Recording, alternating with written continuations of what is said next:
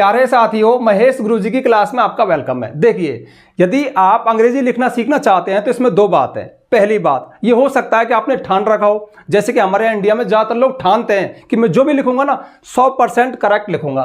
तो पहली कैटेगरी तो यह है कि आपने ठाना हुआ है कि मैं जो लिखूं, और हाँ दूसरी बात, जिस तरह का भी सेंटेंस मेरे सामने आए मैं उसकी ट्रांसलेशन कर दूं और वो भी बिल्कुल करेक्ट। तो मैं जो लिखूं वो 100% करेक्ट हो, और 90% लोग ऐसा सोचते हैं और इसीलिए वो अंग्रेजी लिखना पढ़ना नहीं सीख पाते हैं। दूसरी कैटेगरी है कि बस मैं अपना काम चला लूं यार, बस इतना सीख जाऊं कि बस मेरा काम चल जाए। तो वो बस सिर्फ काम चलाना चाहते हैं या काम चलाऊ सीखना चाहते हैं। तो ध्यान रखना, बहुत संभावना है कि ये लोग सीख जाएंगे और ये लोग नहीं सीख पाएंगे। पता है इनके पीछे क्या बात है? अगर आप 100% करेक्ट करना चाहते हो ना तो आपको पूरी इंग्लिश ग्रामर सीखनी पड़ेगी, सारे टॉपिक सीखने पड़ेंगे। पता है क्यों? क्योंकि सेंटेंस आपके सामने कैसा भी आ सकता है। बट एक और बात भी है, जब मैं बात कर रहा हूं काम चलाओ की, तो काम चलाओ का मतलब है लगभग वैसे बहुत सारे सेंटेंस जो रोजमर्रा में लिखने में, पढ़ने में, बोलने में काम आते हैं। तो यहां पर उस तरह की इंग्लिश की बात चल रही है। और जब हम बात कर रहे हैं कि हम पूरी इंग्लिश को सीखें, पूरी ग्रामर को सीखें, तो उसमें बहुत सारे टॉपिक्स तो ऐसे हैं जो आपका बहुत टाइम खराब कर देंगे। खराब तो करना ही होगा, मतलब बहुत टाइम लगा देंगे, और उनका यूज कभी कभार ही होता है। मतलब 10 दिन में कोई एक बार एक सेंटेंस हमारे जबान पे आएगा उस टॉपिक में से। ठीक है, अब यहाँ पे टॉपिक का मेंशन नहीं करूंगा, बट मैं ये कह सकता हूं, हम अगर काम चलाओ अंग्रेजी सीखना चाहते हैं ना तो हमें थोड़ा सा बेसिक सीखना पड़ता है। और उस बेसिक में से भी एक जरूरी बात जिसका जिक्र मैं आज के वीडियो में करूंगा कि जब भी आप कोई सेंटेंस लिखे ना तो सबसे इंपॉर्टेंट चीज क्या है। अगर वो चीज आपने लिख दी और करेक्ट लिख दी ना तो आपका सेंटेंस 70% तक करेक्ट हो जाता है, क्योंकि वो जड़ है, वो बेस है इंग्लिश का। और वो बेस है हेल्पिंग वर्ब और मेन वर्ब को करेक्ट करना। यानी आपकी जो हेल्पिंग वर्ब है ना और मेन वर्ब, ये दोनों सेंटेंस में अगर करेक्ट है, और ध्यान रखना इनको करेक्ट लिखना कोई बहुत बड़ा काम नहीं है। थोड़े से प्रयास से, थोड़ी सी प्रैक्टिस से, थोड़े से रूल्स को सीख करके ये हो सकता है। ठीक है, तो हम बात करेंगे कि एक काम चलाओ इंग्लिश, जैसे कि आप कोई मेल वगैरह लिख लें, लेटर वगैरह लिख लें। हमारे स्टूडेंट भाई एग्जाम टाइम में बड़े परेशान रहते हैं, जो बना के मतलब आंसर लिखने की प्रैक्टिस वो हो सकती है। यानी कोई आंसर है हिंदी में याद कर लो, थोड़ा बहुत बनाना जानते हो तो आप बना के लिख सकते हो। तो उसके लिए आपको थोड़े से काम चलाओ, यानी हेल्पिंग वर्ब मेन वर्ब है ना, इसमें फोकस करना है। तो चलो मैं एक एक करके जितने भी जरूरी स्ट्रक्चर है 8-10 जो ज्यादा फेमस है, फेमस कुछ नहीं है, ज्यादा काम आते हैं, उनसे आपका काम चल जाएगा, उन पर मैं आपको थोड़ी प्रैक्टिस करा दूं, थोड़ा आपके दिमाग में डाल दूं। ठीक है, तो अब मैं इसको करता हूं इरेज। भैया नया डिजिटल बोर्ड लिया है, आप कमेंट में बहुत दिन से हल्ला मचा रहे थे। हल्ला क्या, आपकी बात भी सही थी कि सर ले लो, और अंत में मैंने अब ये ले लिया, और अभी बस मैं सीखने की प्रोसेस में ही हूँ। ठीक है, कुछ उठपटांग हो जाए तो कोई बात नहीं। तो देखो मैंने अच्छे से इरेज कर दिया। तो देखो, जैसे देखो, अब हेल्पिंग वर्ब मेन वर्ब का मतलब क्या है? सेंटेंस कितना ही बड़ा हो, 1 किलोमीटर लंबा हो, लेकिन उसमें मेन चीज है ना जो अपने सेंटेंस को 70% करेक्ट करवाती है, वो है हेल्पिंग वर्ब मेन वर्ब। इसके लिए मैं आपको कुछ आप नोट भी करते जाना। तो देखिए, पहला स्ट्रक्चर है, माना किसी सेंटेंस में सकता है आया, चलो मैं वर्ब सहित दिखा दूं। जैसे माना किसी सेंटेंस में आया खेल सकता है। अब खेलने पे मत जाना, मेन चीज है सकता है। अब यहाँ पे तो देखो, जा सकता है, खेल सकता है, खा सकता है, तो वर्ब तो कोई भी हो सकती है, मेन है जब सकता है। तो खेलने के लिए अगर खेल सकता है ये आ गया तो क्या है? Can play. मेन चीज है कि सकता है के लिए हम कैन लगाते हैं। अब यहां पे होता है खा सकता है तो कैन ईट, जा सकता है तो कैन गो, ये मेन स्ट्रक्चर है। अब ये देखो, जिस सेंटेंस में सकता है लगा हुआ है ना, वो भले कितना ही लंबा हो, लेकिन उसमें अगर आपने कैन प्ले, अब कैन तो क्या है? हेल्पिंग वर्ब, और प्ले क्या है? मेन वर्ब, ये करेक्ट लिख दी तो फिर आपका सेंटेंस करेक्ट है। कितना? 70% तक। अब ये भी हो सकता है कि आपका बेसिक थोड़ा ठीक हो, 100%। देखो, हर सेंटेंस में 70 नहीं लगता, कोई 60 हो जाएगा, कोई 70 हो जाएगा, कोई 80% हो जाएगा, कोई 100 भी हो जाएगा, कोई 50% रह जाएगा लगभग। फिर बात कहां जाती है? काम चलाऊ पे। तो ये काम चलाऊ है। अब देखो, इसको अपन सेंटेंस में देख लेते हैं। माना मैंने कहा कि राहुल, मतलब इस चीज को सिद्ध करें कि हम इसको कैसे सेंटेंस में काम में लेंगे। अब स्ट्रक्चर हमने क्या देखा कि सकता है के लिए कैन आता है, खेल सकता है के लिए कैन प्ले आएगा। तो राहुल क्रिकेट खेल सकता है, ये सेंटेंस है। ठीक है, राहुल क्रिकेट खेल सकता है, तो इसमें सब्जेक्ट कौन है? राहुल है। अच्छा, अब आपको सकता है कि अंग्रेजी नहीं पता, आपने यहां पे लिख दिया प्ले, राहुल प्ले क्रिकेट। ठीक है, अब ये सेंटेंस हम कह सकते हैं कि 100% ही गलत है। क्यों? क्योंकि इसका मतलब कोई स्ट्रक्चर ही नहीं है ऐसा, राहुल प्ले क्रिकेट। लेकिन अब ये क्या डिमांड कर रहा है? खेल सकता है के लिए आप यहां पे इस प्ले को हटाइए। चलो इसको मैं इरेज करता हूं, वैसे मुझे अच्छा लग रहा है इसमें पढ़ा के, सही बता रहा हूं। अब यहां पे राहुल खेल सकता है के लिए कैन प्ले आएगा। Rahul can play cricket, Rahul cricket खेल सकता है। अब ये सेंटेंस बड़ा सा होता, राहुल माना ऐसा होता है, ये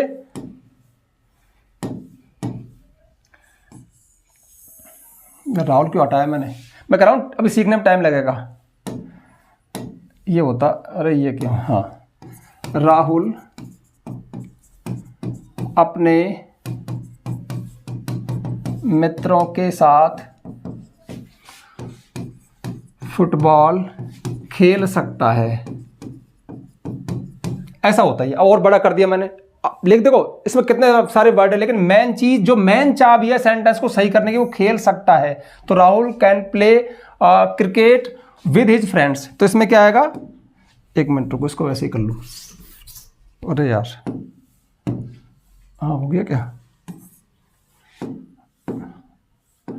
हाँ, Rahul can play cricket with his friends, और ऐड हो गया इसमें, बस अपने मित्रों के साथ। और ये हमारा सेंटेंस अब करेक्ट, ये तो 100% ही करेक्ट है। बट 1 2 3 4 5 कितने सारे वर्ड है, सबसे कीमती जो वर्ड है ना मैं फोकस करना चाहता हूं वो ये है कि कैन प्ले। ठीक है, जा सकता है कैन गो, खा सकता है कैन ईट, जैसे तैर सकता है कैन स्विम, गा सकता है कैन सिंग, ना सकता है कैन डांस। तो ये आपको स्ट्रक्चर थोड़े थोड़े लेने हैं। ठीक है, ये तो खैर सरल स्ट्रक्चर था, और आगे बढ़ते हैं। ठीक है, तो आगे बढ़ने का मतलब है कि अब इसको मैं नेक्स्ट स्लाइड करना सीख जाऊं, मुझे सिखाया था, हाँ ठीक है, हो गया, चलो जल्दी हो गया। अगला है हमारा जैसे खेलना चाहिए। ठीक है, जैसे ये होगा। अब इसमें खेलना से मतलब नहीं है खेलना आना जाना, मैं चीजें चाहिए, अगर चाहिए आ जाए तो फिर क्या करेंगे, तो फिर हम चाहिए के लिए शुड लगाते हैं। तो मैं इसको इसके साथ ही कर दूं, शुड प्ले, ये बना इसका स्ट्रक्चर। अब ठीक है, अब जाना चाहिए तो शुड गो, आना चाहिए शुड कम, खाना चाहिए शुड ईट, पढ़ना चाहिए शुड रीड, खेलना चाहिए शुड प्ले, इस तरह से। ठीक है, तो ये इसका स्ट्रक्चर है, चाहिए के लिए ये बनता है।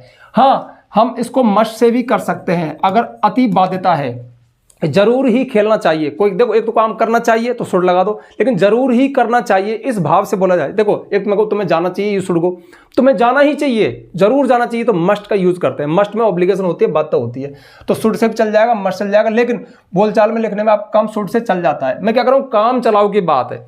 अभी जो मैं बोल रहा था वो डीपली बात है, और अभी जब हम शुड की बात कर रहे हैं काम चलाओ बात है, यानी जब भी चाहिए वाला सेंटेंस है शुड से चल सकता है। अब जैसे मोहन को मेरे साथ खेलना चाहिए, ये होता। ठीक है, तो सब्जेक्ट कौन है, मोहन, सबसे पहला आ गया।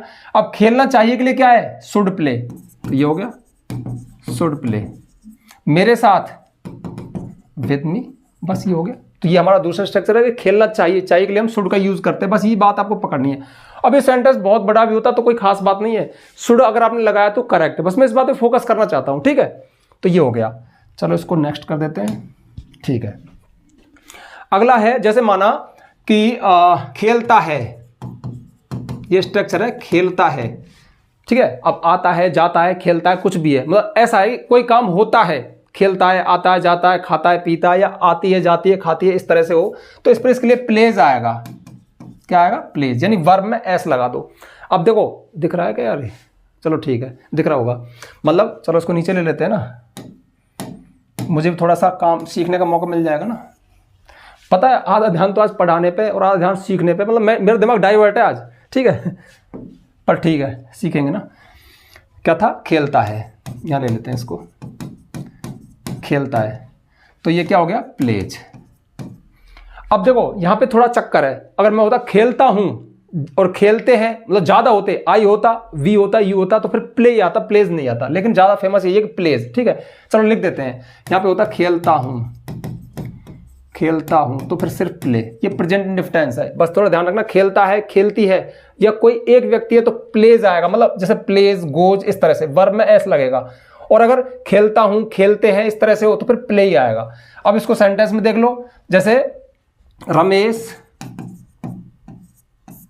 फुटबॉल खेलता है,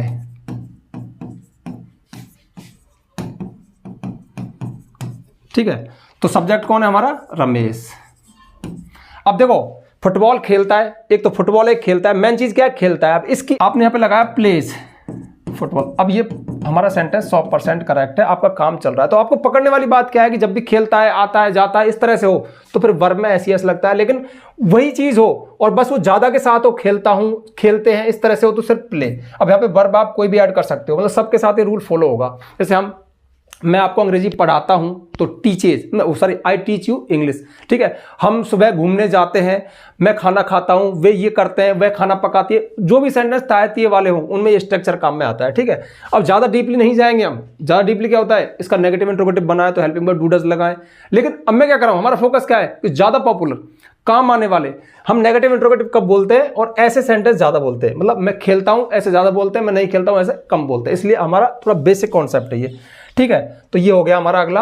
अब इसको ऐड कर देते हैं पेज को, ठीक है। अगला है खेला था, ठीक है। खेला था, खेले थे, खेली थी, कोई भी हो। तो अब ये आएगा प्लेड। अब प्लेड मतलब वर्ब की सेकंड फॉर्म आती है, ठीक है। जैसे गए थे तो वेंट, खाया था तो एट, खरीदा था तो परचेज्ड या बॉट, जैसे हंसा था या हंसी थी तो लाफ्ड, यानी वर्ब की सेकंड फॉर्म आती है। बहुत सिंपल स्ट्रक्चर है। जैसे हम कल कबड्डी, मुझे लग रहा है कि सेंटेंस में बहुत छोटे छोटे ले रहा हूं, पर कोई दिक्कत नहीं, चलो थोड़ा बड़ा कर देते हैं, मुझे मिटाने का मौका मिल जाएगा। हम कल शाम को पेन, ठीक है, कल शाम को मैदान में कबड्डी खेले थे, ये है, ठीक है।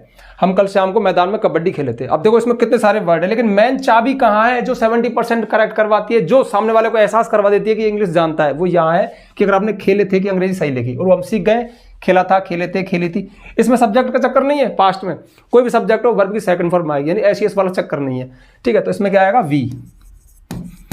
वी प्लेड, और अब क्या खेले थे, कबड्डी, ठीक है। वी प्लेड कबड्डी, है ना। अब देखो जब ट्रांसलेशन करते हैं तो बैक बैक आते हैं। देखो सबसे पहले सब्जेक्ट आया, खेले थे के लिए प्लेड लगा दिया, कबड्डी के लिए कबड्डी आ गया। अब मैदान में तो इन द ग्राउंड,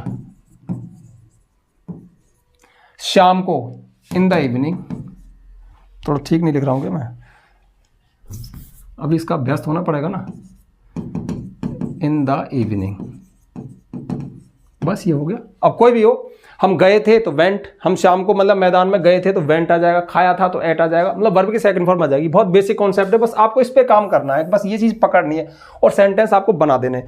क्योंकि ये जो मिस्टेक है ना, ये देखो अभी मैं कहाँ जा रहा हूँ, डस्टर के लिए आदत है ना, अभी ये पता नहीं डस्टर इसी के अंदर है, तो ये थोड़ा अभ्यास इसके लिए होना पड़ेगा। चलो उसको पेज चेंज करते हैं, ये हो गया, ठीक है।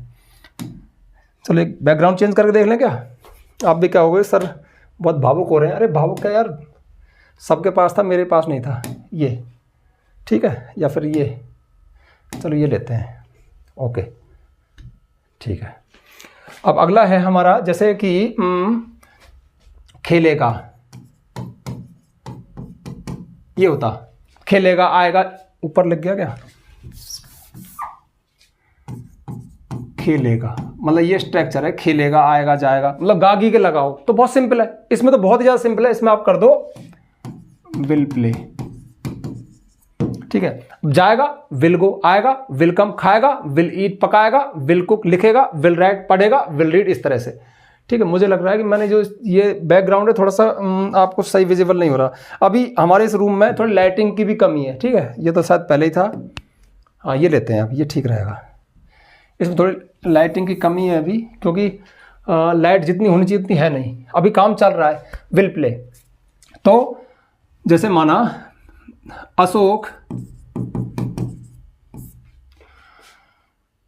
अगले सप्ताह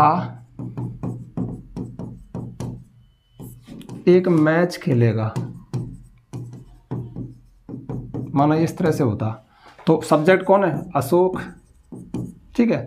अब खेलेगा, बट ट्रांसलेशन का सीधा सा रूल है, बहुत बार बता दिया कि सबसे पहले सब्जेक्ट ले लो, फिर चल जाओ लास्ट में। लास्ट में की है सेंटेंस के सही होने की, टेंस वहां से पकड़ में आता है, हेल्पिंग वर्ब मेन वर्ब वहां से निकलती है।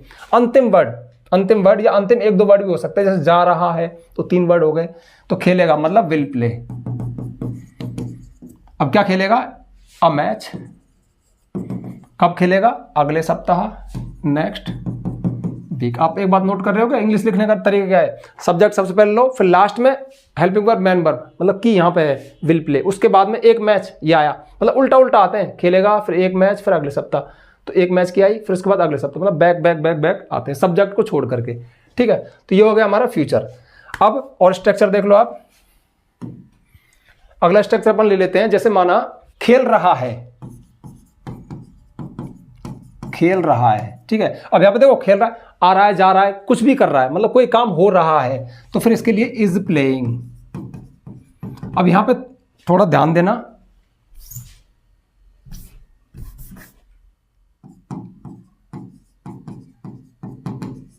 खेल रहा है, अब देखो एक है तो इज प्लेइंग आएगा, खेल रहा हूं, चलो लिख ही देता हूं, खेल रहा हूं तो एम प्लेइंग, और खेल रहे हैं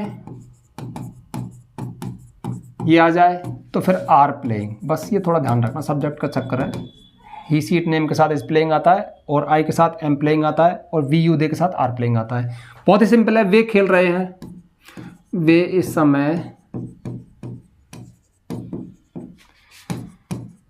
खेल रहे हैं, ठीक है। तो इसमें सब्जेक्ट कौन है, दे आर प्लेइंग, तो देखो आर प्लेइंग है ना, इस समय एट दिस टाइम, बस हो गया। वे इस समय क्रिकेट खेल रहे हैं तो they are playing cricket at this time. वे इस समय मैदान में क्रिकेट खेल रहे हैं तो दे आर प्लेइंग, लिख देता हूं ना, they are playing cricket at this time. Oh sorry, time बाद में आता है, प्लेस पहले आता है, cricket in the ground at this time, बस हो गया। बेसिक सी बात है। देखो सेंटेंस कितना बड़ा है, लेकिन आप घबराओ मत, इन वर्डों से मत घबराओ, आप तो हर वर्ड देखो, यहां तक ये सब नॉर्मल वर्ड है, मेन वर्ड है ये आर प्लेइंग, ये अगर करेक्ट है तो आपका सेंटेंस करेक्ट है। अब कितना परसेंट करेक्ट है, देखो they are playing in the ground पहले लिख दिया, और फिर एट दिस टाइम उसके बाद लिख दिया, क्रिकेट को इधर लिख दिया, इनको इधर उधर आपने कर दिया ना तो चल जाएगा, लेकिन ये नहीं चलेगा, तो फिर आपका सेंटेंस 80% करेक्ट माना जाएगा। इन सेंटेंस को आपने, इन वर्ड्स को इधर उधर कर दिया, लेकिन सबसे मेन चीज है कि दे आर प्लेइंग, मैंने स्ट्रक्चर ये है, बस इसी में फोकस कर रहा हूं, ये बेसिक बात है इंग्लिश की, ठीक है। तो अब बढ़ते हैं आगे, और मैं एक बार फिर से बैकग्राउंड को चेंज करता हूं भैया, रुको ये कौन सा आ गया, नहीं ये नहीं, मुझे उसने जितना सिखाया मैं उतना ही सीखा हूं, ठीक है, ज़्यादा मेरा दिमाग काम करता नहीं है टेक्नोलॉजी में, इसलिए तो इतना पीछे चल रहा हूं मैं। अच्छा अगला देखते हैं, जैसे कि हाँ खेलना पड़ता है, ऐसा वो किसी सेंटेंस में खेलना पड़ता, आना पड़ता, जाना पड़ता, मतलब कोई काम करना पड़ता है, तो फिर इसका सिंपल सा है हैज़ टू प्ले। अब जाना पड़ता है तो हैज़ टू गो, खाना पड़ता है तो हैज़ टू ईट, लिखना पड़ता है हैज़ टू राइट, पढ़ना पड़ता है हैज़ टू। हाँ इसमें भी एक खास बात है, देखो अगर सब्जेक्ट एक ही हो, ही सीट नेम हो तो हैज़ टू आएगा, लेकिन वे उनको जाना पड़ता है, हमको पढ़ना पड़ता है, तो हम और वे ज़्यादा हो गए ना, तो फिर यहाँ पे हैव टू आएगा। बस ये थोड़ी बेसिक सी बात है, बहुत सारी वीडियो बनाई है, आपको धीरे धीरे पता चल जाएगा, लेकिन मेन है कि जब पढ़ता है, कोई काम करना पड़े, उसमें ऑब्लिगेशन और बाध्यता हो, तो ये स्ट्रक्चर बनता है। जैसे मुझे क्रिकेट खेलना पड़ता है, कोई व्यक्ति ये बोले कि मुझे क्रिकेट खेलना पड़ता है, उसका इंटरेस्ट नहीं होगा, ये है, तो सब्जेक्ट कौन है, आई। अब देखो मुझे के लिए आई आएगा, तो आई के साथ क्या आएगा, have, I have to play cricket. मुझे पढ़ना पड़ता है, आई हैव टू रीड, मुझे लिखना पड़ता है, आई हैव टू राइट, मुझे स्कूल जाना पड़ता है, I have to go to school, तो ये स्ट्रक्चर बनता है, ठीक है। अब अगला देखते हैं, जैसे मुझे खेलना है, खेलना है, देखो ये बहुत अच्छा है, कोई काम उसमें तो जबरदस्ती थी, लेकिन इसमें कह रहा है कि बस मुझे खेलना है, मतलब प्लानिंग है, तो फिर यहाँ पे हैज टू नहीं आएगा, यहाँ पे फिर इज टू आएगा, इज टू प्ले, ये स्ट्रक्चर बनता है, ठीक है। मुझे खेलना है,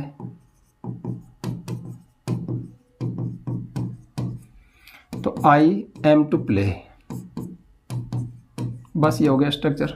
चलो अगला, इसी में अगला देख लो, एक जैसे कोई कहे खेलो, चलो उससे पहले खेलो तो लास्ट में बताऊंगा, वो देख लो, खेल चुका है, मतलब कोई काम पूरा हो चुका है या खेल चुके, तो खेल चुका है के लिए आएगा हैज़ प्लेड, ये प्रेजेंट परफेक्ट टेंस है, हैज़ प्लेड, ठीक है।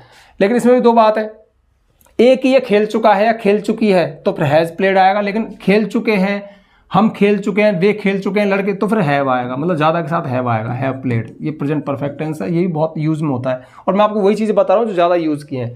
तो जैसे अमित, सॉरी अरे ऐसे क्यों काट रहा हूँ, अमित क्रिकेट खेल चुका है। आपको पढ़ाने पे मेरा आज कम ध्यान है, इसको सीखने पे ज़्यादा ध्यान है भैया, माफ़ कर देना, ठीक है। अमित हैज़ प्लेड क्रिकेट, बस हो गया, ये प्रेजेंट परफेक्ट टेंस हम हाँ। अच्छा, अगर इसमें यहाँ होता हम क्रिकेट खेल चुके हैं तो क्या आता है यहाँ पे, वी आता, और वी के साथ क्या आता, फिर हैव आता। और हाँ एक खास बात और, अमित क्रिकेट खेल चुका है या अमित क्रिकेट खेल लिया है, ये भी हो सकता है। तो ध्यान रखना, यहाँ पे मैं लिख देता हूँ खेल चुका है या फिर जगह है क्या, खेल लिया है,